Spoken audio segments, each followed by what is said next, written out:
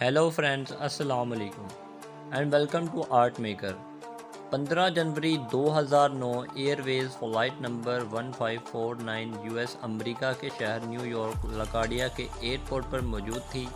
اس جہاز نے new York سے نارتھ کیرولائنا کی طرف جانا تھا۔ یہ سفر 2 گھنٹوں کا ہونا تھا۔ اس جہاز میں 150 مسافر اور جہاز کے 5 کریو ممبرز شامل تھے۔ جہاز کے پائلٹس کا نام جیسلے سلنبرگر اور جیف سکل تھا۔ اس جہاز نے اس موسا ایئرپورٹ سے نارتھ کیرولائنا کی طرف سفر کرنا شروع کر دیا، لیکن آگے کیا ہونے والا تھا وہ کسی کے وہم و گمان میں نہیں تھا۔ یہ جہاز ابھی 3000 فٹ کی بلندی پر ہی تھا کہ کچھ بہت عجیب ہوا۔ جہاز کے سامنے کینیڈا کیس نامی پرندے اڑ رہے تھے، جن کو ہم راج ہنٹ بھی کہتے ہیں۔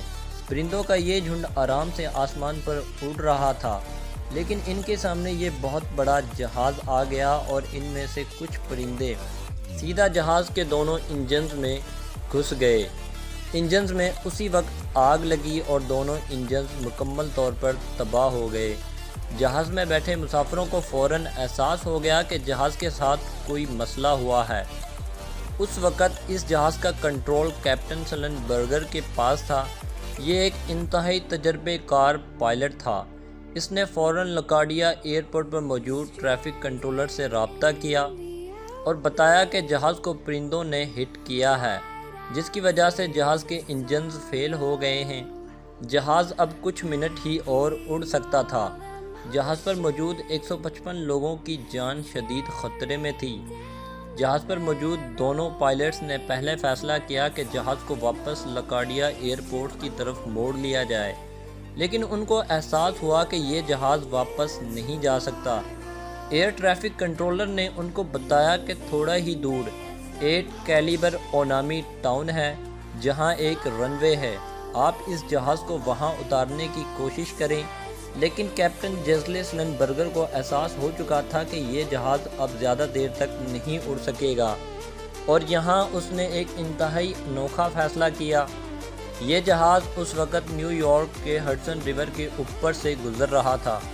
پائلٹس نے جہاز کو اس دریا کے اندر اتارنے کا فیصلہ کیا۔ یہ بہت خطرناک تھا۔ جہاز دریا میں اترتے ہوئے تباہ بھی ہو سکتا تھا۔ اب آگے کیا ہونے والا تھا پائلٹس نہیں جانتے تھے، لیکن اس وقت ان کے پاس کوئی اور آپشن نہیں تھی۔ کیپٹن جیسلے سلنبرگر نے مسافروں کو اناؤنس کیا کہ یہ ایک بہت بڑا امپیکٹ کے لیے تیار ہو جائیں اور اپنا سر نیچے کر لیں۔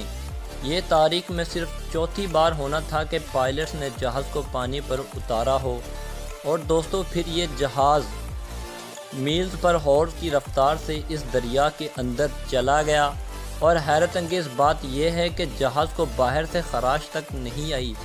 جہاز اب ہڈسن ریور کے اندر موجود تھا۔ پانی بہت ٹھنڈا تھا اور آہستہ آہستہ جہاز میں جمع ہو رہا تھا۔ جہاز کے تباہ ہونے کا خطرہ تو ٹل گیا، لیکن اب مسافروں کے ڈوبنے اور ٹھنڈے پانی سے مرنے کا خطرہ تھا۔ پائلٹس، جہاز کریو نے فوراً مسافروں کو باہر نکالنا شروع کر دیا۔ کیونکہ جہاز میں پانی جمع ہو رہا تھا، مسافر اس جہاز کے ونگز پر کھڑے ہو رہے تھے۔ کچھ لوگ جہاز سے دور تیرنا شروع ہو گئے، کیونکہ ان کو ڈر تھا کہ جہاز میں کہیں آگ نہ لگ جائے۔ ان سب لوگوں کی جانیں شدید خطرے میں تھیں، لیکن ان کی خوش قسمتی یہ تھی کہ ہڈسن ریور کے اندر ایک فیری پھر رہی تھی، جس کو کیپٹن ونسنٹ لمبورڈی چلا رہا تھا، اور صرف 4 منٹس کے اندر یہ اپنی فیری لے کر اس جہاز کے پاس پہنچ گیا۔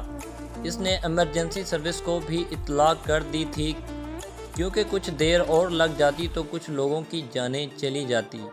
اس وقت دن کے 3:30 ہو رہے تھے اور کئی فیری ان لوگوں کو بچانے پہنچ چکی تھی۔ نیو یارک کے ہیلی کاپٹر بھی ہوا میں اڑ رہے تھے۔ سب سے پہلے جہاز کے ونگز پر کھڑے لوگوں کو بچایا گیا۔ اس آپریشن میں صرف 20 منٹ لگے اور تمام لوگوں کو اس ڈوبتے جہاز سے فیریز میں بٹھا دیا گیا۔ یہ کسی کرشمے سے کم نہیں تھا۔ پہلے جہاز کے ونگز میں آگ لگی، اور پھر جہاز دریا میں خیریت سے اتر گیا، اور پھر لوگوں کو ٹھنڈے پانی اور ڈوبنے سے بچا لیا گیا۔ وہ کہتے ہیں نا، جسے اللہ رکھے اسے کون چکھے۔ دوستو، اس واقعے میں جہاز کے پائلٹس کو بہت زیادہ کریڈٹس دیا گیا، خاص طور پر کیپٹن جیسلے سلن برگر کو۔ یہ پائلٹس ہیرو بن چکے تھے، جن کی مہارت اور عقل مندی سے 155 لوگ محفوظ رہے۔ یہ ایویشن کی تاریخ کا ایک انوکھا واقعہ تھا، اور اس کو دی میریکل ہڈسن ریور بھی کہا جاتا ہے۔ اس پر ایک مووی بھی بن چکی ہے جس کا نام شلے تھا۔ اگر آپ کو ویڈیو پسند آئی ہو تو ویڈیو کو لائک ضرور کر دیں۔ ایسی انٹرسٹنگ ویڈیوز دیکھنے کے لیے آرٹ میکر کو سبسکرائب کر لیں اور بیل آئیکن کو بھی دبا دیں۔ اپنا بہت زیادہ خیال رکھیں۔ اللہ حافظ۔